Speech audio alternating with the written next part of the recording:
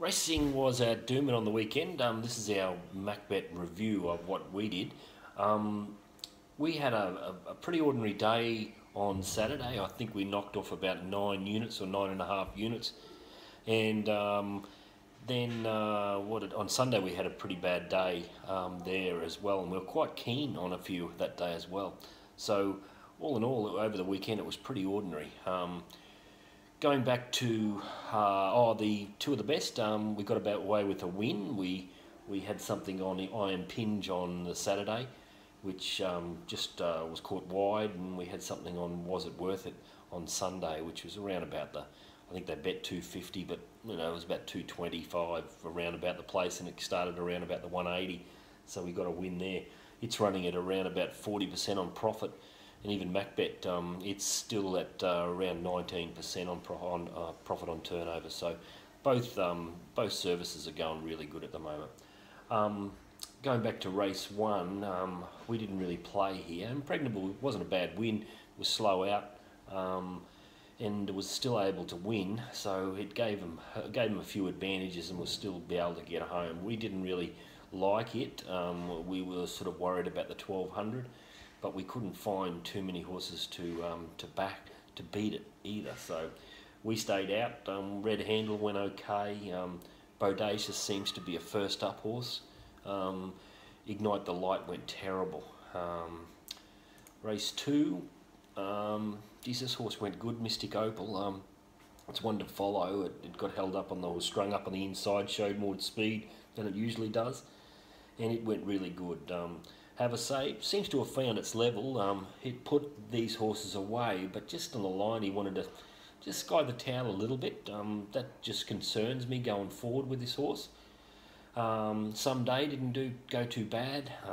Sony Legend didn't finish off like it has been.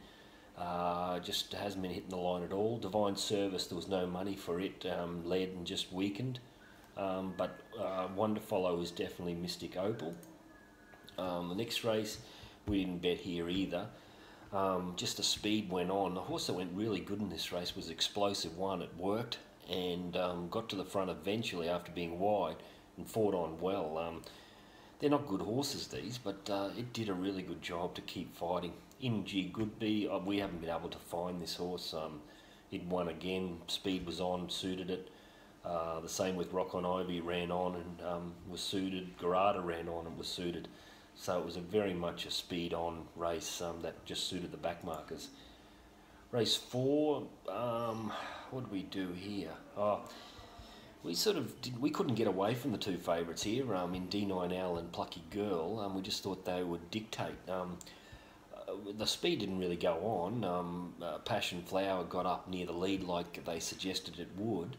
I didn't think it would be able to get to second, but they didn't go very fast. D9L kicked like we thought it would, and it just skied the tail. It went terrible. Plucky Girl was very much trying to ride it like a slot car, go up, back, up, back. Didn't know what it was doing, but it went okay. Cape Town Hussy went good, and Payroll went extra good, but it's always a back marker, and it's sort of looking for an Eagle Farm or Caloundra track, so that's the problem with it. Race five, we were keen to bet here. We like to live fast.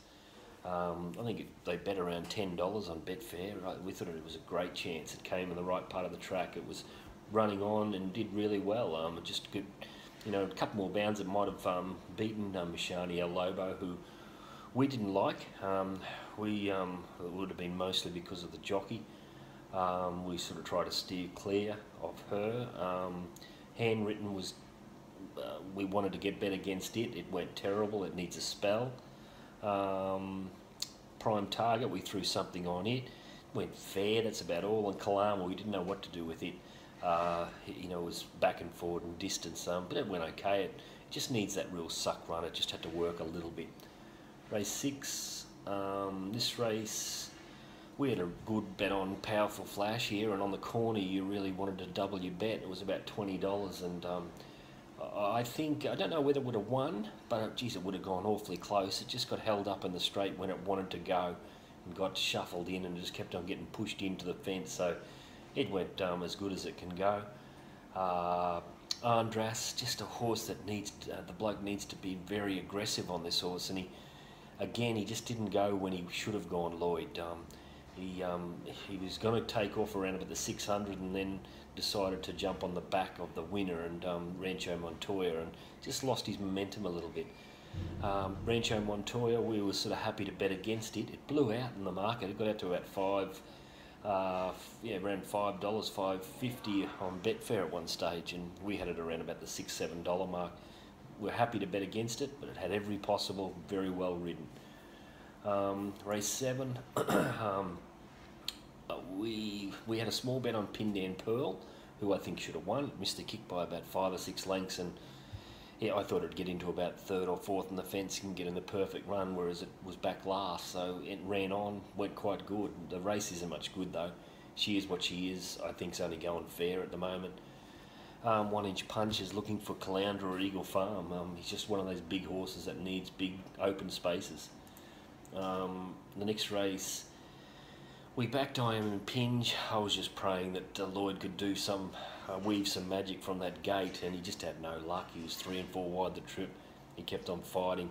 That will really top him off for next start. Love to get him over about 1400 at Caloundra or something like that. I think he'll be very hard to beat. Snitz, just perfect run.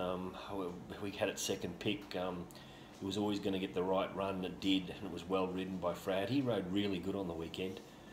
Seller Girl made good ground out wide. Mashani Bullet was disappointing.